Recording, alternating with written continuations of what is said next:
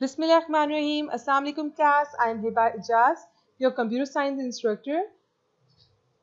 Today this is your lecture number 34. We were on chapter number 6, that is wireless and communication. So today we'll continue it. So far we studied that what is short distance wireless communication. Okay, we studied Wi-Fi, WiMAX and Bluetooth in this category. Today we'll see what is infrared. Infrared waves are extremely high frequency waves that are used for very short range communication. तो infrared rays basically क्या है? Short distance पर use करने के लिए, short distance पर एक short range पर कम्युनिकेशन कराने के लिए हाई फ्रीक्वेंसी वेव्स है हमारे पास. अगर आपके पास ए और बी है, अगर ए और बी एक बहुत शॉर्ट डिस्टेंस पे है तो इनकी कम्युनिकेशन इंफ्रारेड वेव्स के थ्रू कराई जा सकती है. फॉर एग्जाम्पल, अगर आप टीवी देख रहे हैं, आप उसको रिमोट कंट्रोल इसके साथ यूज कर रहे हैं, तो रिमोट की मदद से आप टीवी का चैनल चेंज कर सकते हैं. तो बेसिकली रिमोट के अंदर से इंफ्रारेड वेव्स निकल रही होती हैं, लेकिन आप अगर दूसरे रूम में जाएं वहां से आप रिमोट को यूज नहीं कर सकेंगे. क्यों नहीं यूज कर सकेंगे? क्योंकि जो इंफ्रारेड वेव्स होती हैं इनकी रेंज बहुत कम होती है, लेकिन ये इनकी जो फ्रीक्वेंसी है वो बहुत हाई है, लेकिन शॉर्ट रेंज के अंदर रहते हुए. इसी तरह आपके पास जो कार्स हैं, ठीक है, ऑटोमेटिक अगर उसके अंदर कार लॉकिंग है आपके पास, आप बटन प्रेस करेंगे कार लॉक हो जाएगी, बटन प्रेस करेंगे कार अनलॉक हो जाएगी. लेकिन ये ऑटोमेटिक जो लॉकिंग सिस्टम है इसको यूज करने के लिए, ये अनलॉकिंग सिस्टम को यूज करने के लिए आपको कार के करीब जाना होगा. ठीक है, कार्स के करीब जाना होगा. अगर आप दूसरे रूम में हैं या कहीं और अंदर घर के अंदर बैठ के करेंगे तो नॉर्मली वो डिटेक्ट नहीं करेगा. ओके, इसका कोई स्पेसिफिक डिस्टेंस होता है और वो काफ़ी शॉर्ट डिस्टेंस होता है जिसके अंदर रहते हुए वो इंफ्रारेड वेव्स को कार लॉकिंग सिस्टम डिटेक्ट करेगा या कर सकता है. इसी तरह आपके पास जो टॉयज होती हैं, for example remote control cars हैं. रिमोट कंट्रोल कार्स रिमोट की हेल्प से ऑपरेट हो जाती हैं, उनको आप मूव कर सकते हैं, लेकिन एक शॉर्ट रेंज के अंदर. आप एक कमरे में बैठे हुए हैं और अगर घर के बाहर आप कोई कार है, आपकी कोई टॉय है, तो आप उसको यूज नहीं कर सकेंगे क्योंकि रेंज ज़्यादा हो जाएगी. और इंफ्रारेड वेव्स की रेंज क्या होती है? शॉर्ट होती है, और इनकी जो फ्रीक्वेंसी होती है वो काफ़ी हाई होती है. ओके, इसके अलावा होम सिक्योरिटी सिस्टम्स में इसका इस्तेमाल किया जाता है, टीवीज के अंदर, टॉयज के अंदर, ये मैं बता चुकी हूँ. और मॉडर्न कंप्यूटर्स है infrared enable mouse, keyboards and printers. Okay, जो माउस है, कीबोर्ड्स है, प्रिंटर्स है, इन सबको इंफ्रारेड इनेबल कर दिया गया है कि इंफ्रारेड वेव्स की मदद से आप डायरेक्टली माउस यूज कर सकते हैं. आपका लैपटॉप आपके माउस को डिटेक्ट कर लेगा, आपका लैपटॉप आपके कीबोर्ड्स को डिटेक्ट कर लेगा, प्रिंटर्स को डिटेक्ट कर लेगा. ओके, और इस पर जो भी काम कर रहे होंगे, जो भी आप एक्शन परफॉर्म कर रहे होंगे, उन सबको इंफ्रारेड वेव्स की मदद से डिटेक्ट कर लेगा. So that's all for short distance wireless communication. Now we'll move towards long distance wireless communication. Long distance wireless communication comprises of distance above 50 kilometers using either cellular communication method or global positioning system which utilizes satellite. तो long distance wireless communication basically क्या है? अगर दो system ए और B, अगर इनके दरमियान 50 kilometre या इससे ज़्यादा का डिस्टेंस है और ये आपस में कम्युनिकेट करना चाहते हैं, तो इनको यूज़ करना पड़ेगा long distance wireless communication method को. और ये मेथड हमारे पास दो टाइप के होते हैं. एक होता है सेलुलर कम्युनिकेशन कराना, दूसरा होता है GPS, global positioning system. Okay, तो ग्लोबल पोजिशनिंग सिस्टम के अंदर सैटेलाइट्स आ जाती है. इन दोनों को वन बाय वन स्टडी करती है कि सेलुलर कम्युनिकेशन क्या होता है, ग्लोबल पोजिशनिंग सिस्टम क्या होता है. अभी तक इतना कि लॉन्ग डिस्टेंस वायरलेस कम्युनिकेशन की ज़रूरत तब पड़ती है जब दो डिवाइसेस के दरमियान 50 किलोमीटर, 50 किलोमीटर या फिर इससे ज़्यादा का डिस्टेंस हो, और वो सर्विसेज प्रोवाइड करता है लॉन्ग डिस्टेंस वायरलेस कम्युनिकेशन जो कि केबल्स की हेल्प से हम हासिल नहीं कर सकते. That are not possible with the use of cables. इसके अंदर हमारे पास सेलुलर कम्युनिकेशन आ जाती है और जीपीएस सिस्टम्स आ जाती है. अब हम देखते हैं कि व्हाट इज सेलुलर कम्युनिकेशन। पहले मैं इसको एक डायग्राम की हेल्प से आप लोगों को समझा दूं, देन हम मूव करते हैं कि थ्योरी में क्या लिखा हुआ है, कोई पॉइंट मिस हो गया तो यहाँ से हम देख लेंगे। बेसिकली सेलुलर कम्युनिकेशन में एक कोई जोग्राफिकल एरिया है, फॉर एग्जांपल एक सिटी है, या फिर एक सिटी कर लेते हैं इस्लामाबाद, ठीक है। अब ये पूरा इस्लामाबाद एक सिटी है, इसको छोटे छोटे सेक्शंस में डिवाइड कर दिया गया है, सेक्टर्स में। जैसे जो हाई ये बोल्ड है, आप ये देख सकते हैं, ये एक सेक्टर है, इसको हम कहते हैं सेल, सेल्यूलर कम्युनिकेशन। तो इसके अंदर हम सेल्स बना देते हैं, ये एक और सेल है और ये एक और सेल, ये हमने जो डिवाइड कर दिया। फॉर एग्जांपल हम लोग कहते हैं कि जो अडियाला साइड है पूरी, उसको एक सेल बना दिया, ठीक है। जो रवात की साइड है, सॉरी अडियाला तो रावलपिंडी के अंदर आ जाता है, बड़े आइडिया ले लें, ठीक है। तो जो रवात की साइड है उसको एक सेल बना दिया, एंड अगर कोई और साइड है, ठीक है, उसको हमने सदर कह लिया, इसको हमने कहा कि ये एक और सेल बना दिया हमने, ओके।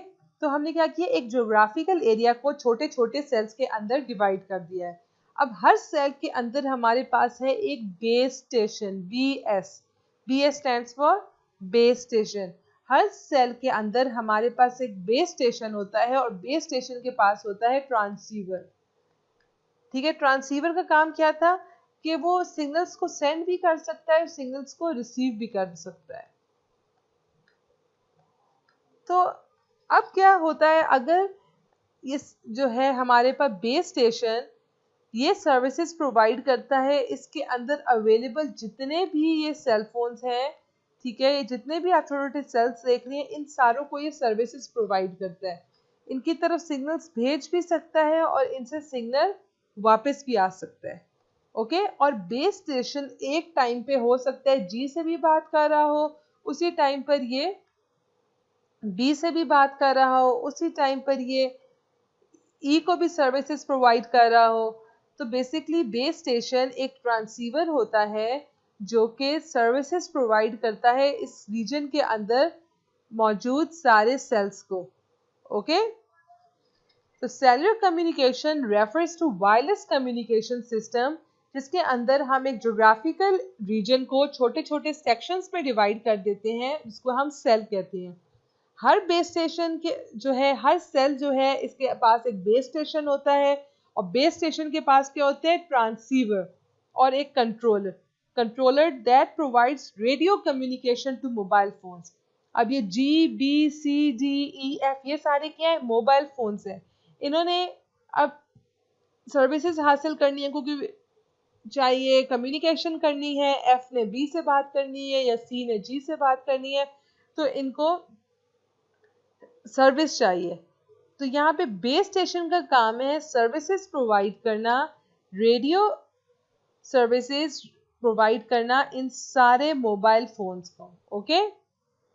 और ये बेस स्टेशन एक टाइम पे ज्यादा सारे मोबाइल फोन्स को रेडियो सिग्नल्स प्रोवाइड कर सकता है, ओके, रेडियो फ्रीक्वेंसी प्रोवाइड कर सकता है और जिसकी मदद से वो रेडियो कम्युनिकेशन कर सकते हैं। अच्छा, अब क्या होता है, एक हम लोग अगर हम एक F ने अगर बात करनी है ना D से, तो इसको एक फ्रीक्वेंसी चैनल चाहिए, एक चैनल चाहिए जिसके ऊपर ये बात करेगा, ओके। हमारे पास जो ये बेस स्टेशन है ना, ये इसके पास चैनल्स होते हैं, ठीक है, डिफरेंट फ्रीक्वेंसी के चैनल्स होते हैं। फॉर एग्जांपल अगर F ने D से बात करनी है तो इसको एक फ्रीक्वेंसी अलॉट कर दी जाएगी, एक चैनल दे दिया जाएगा कि इस चैनल के ऊपर से आप बात कर सकते हैं। तो एक सेल के अंदर हर मोबाइल फोन को एक डिफरेंट चैनल दिया जाता है। फॉर एग्जाम्पल बी को 10 चैनल दे दिया गया, 0 से लेकर 10 तक चैनल्स इसने कहा कि आप ये मैं दे देता हूँ बी को। अब बी ने किसी से बात करनी है तो इन चैनल्स को यूज कर सकता है। सी को आगे दे दिया 11 से लेकर 20 तक, ठीक है, ये फ्रीक्वेंसी दे दी कि इस फ्रीक्वेंसी पे सेट करो अपने आप को, इस चैनल के ऊपर बात कर लो किसी के साथ, ठीक है। तो जितने भी मोबाइल फोन्स होते हैं ना एक सेल के अंदर, उन सबको अलग अलग चैनल अलॉट किया जाता है, उनको सेम चैनल अलॉट नहीं किया जा सकता। ठीक है, तो सेलुलर कम्युनिकेशन के अंदर जो पूरा ज्योग्राफिकल एरिया है इसको सेल्स में डिवाइड कर दिया जाता है, सेक्शंस में डिवाइड कर दिया जाता है। हर सेक्शन के पास अपना बेस स्टेशन होता है और अपना एक कंट्रोलर होता है जिसका काम होता है रेडियो कम्युनिकेशन कराना। ठीक है, किसकी रेडियो कम्युनिकेशन कराना? अपने सेल के अंदर जो प्रेजेंट मोबाइल फोन्स हैं इनकी रेडियो कम्युनिकेशन करवाना। जैसे जी की, एफ की, इन सबको रेडियो कम्युनिकेशन करनी है तो ये कौन कराएगा? बेस स्टेशन कराएगा। बेस स्टेशन इनको कोई फ्रीक्वेंसी देता है, इनको चैनल से अलॉट करता है और हर मोबाइल फोन को एक अलग चैनल, हर अलग फ्रीक्वेंसी अलॉट करता है जिसकी मदद से वो कम्युनिकेशन कर सकते हैं। एक बड़ा फायदा इसका क्या होता है सेलुलर कम्युनिकेशन का, कि अगर यहाँ पे बी हमारे पास 0 से 10 तक की फ्रीक्वेंसी यूज कर रहे हैं तो कोई और सेल है तो उसके अंदर वो वाली फ्रीक्वेंसी यूज हो सकती है। ठीक है, अगर एक सेल के अंदर एक फ्रीक्वेंसी यूज हो रही है तो किसी और सेल के अंदर वो फ्रीक्वेंसी यूज हो सकती है। इसका फाई क्यों यूज हो सकती है? क्योंकि ये दो सेल्स, देखिए ये सेल और ये सेल काफी ज्यादा डिस्टेंस पे है। जब ये डिस्टेंस पे है तो इनकी आपस में इंटरफेरेंस नहीं होगी कि ये भी इस सेल को यूज कर रहा है, ये भी इस फ्रीक्वेंसी को यूज कर रहा है, तो डिस्टेंस बीच में आने की वजह से इनकी आपस में इंटरफेरेंस नहीं होगी। ठीक है, तो इसको हम कहते हैं फ्रीक्वेंसी रीयूज। तो सेलुलर कम्युनिकेशन हमें प्रोवाइड करता है फ्रीक्वेंसी रीयूज, कि एक सेल वाले दूसरे सेल की फ्रीक्वेंसी को यूटिलाइज कर सकते हैं, यूज कर सकते हैं, दोनों अलग अलग अपनी। ठीक है, क्योंकि इनके दरमियान में डिस्टेंस ज्यादा आ जाता है, सेल्स डिफरेंट आ जाते हैं। अब हमारे पास देखें, जैसे कि मैंने कहा कि x g से बात कर रहे हैं, ठीक है, और g x से बात कर रहे हैं, तो one frequency, the uplink is used for the mobile phone to communicate with the base station। जब एक स्टेशन ने दूसरे, एक मोबाइल फोन ने बेस स्टेशन से बात करनी है, ठीक है, तो इसको हम लोग कहते हैं अपलिंक।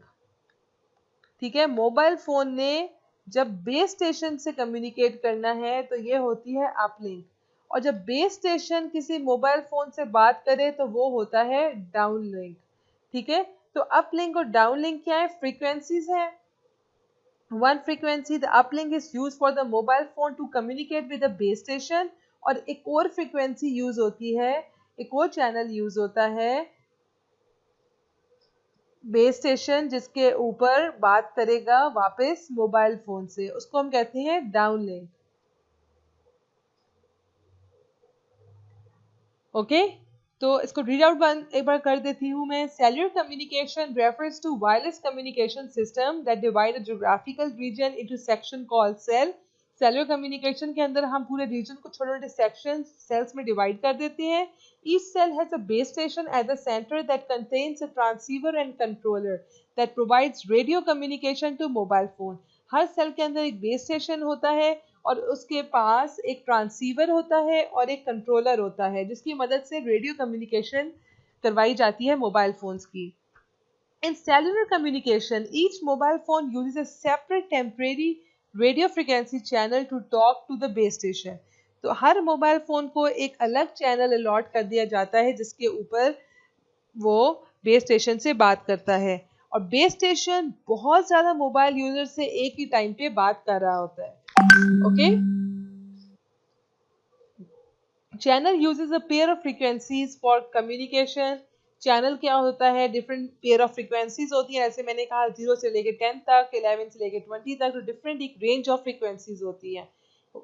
वन फ्रीक्वेंसी अपलिंक, ये बता चुकी हूँ। अपलिंक क्या होता है? जो मोबाइल फोन यूज करता है बेस स्टेशन से कम्युनिकेट करने के लिए, और डाउनलिंक क्या होता है?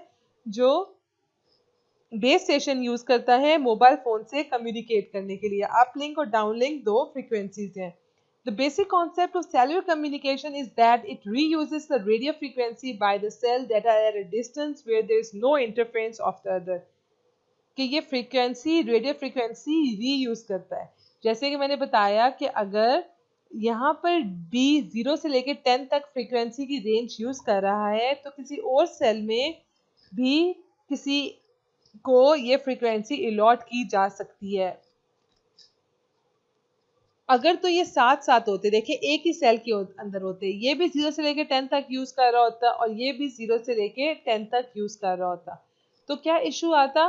ये दोनों सेम फ्रीक्वेंसीज यूज कर रहे हैं तो इनकी फ्रीक्वेंसीज आपस में इंटरफेरेंस क्रिएट कर देती और यहाँ पे हमारे पास नॉइस प्रोड्यूस हो जाती।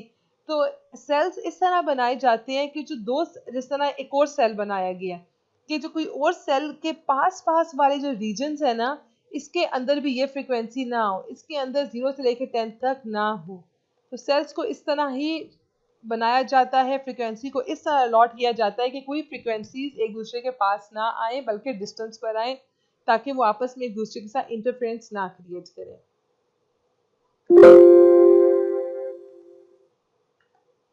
तो मैंने आज ये ग्लोबल पोजीशनिंग सिस्टम ये पढ़ाना था, बट आई थिंक कि काफ़ी है। मैं सिलेबस को स्लोली स्लोली लेके जाना चाहती हूँ क्योंकि ऑलरेडी काफ़ी कवर्ड हो गया है। तो थैंक यू सो मच, अल्लाह हाफिज़, टेक केयर। और साथ साथ याद करें, दो दो दिन लगा दें एक चैप्टर के ऊपर या 3 दिन भी लगा दें आप लोग एक चैप्टर के ऊपर इसको याद करने के लिए, तो आपके लिए बहुत अच्छा और बहुत आसान हो जाएगा। ओके, तो मेमोराइज भी करें समझने के साथ साथ, ताकि कोई फ़ायदा हो आप लोगों को। ठीक है, थैंक यू सो मच, अल्लाह हाफिज़, टेक केयर।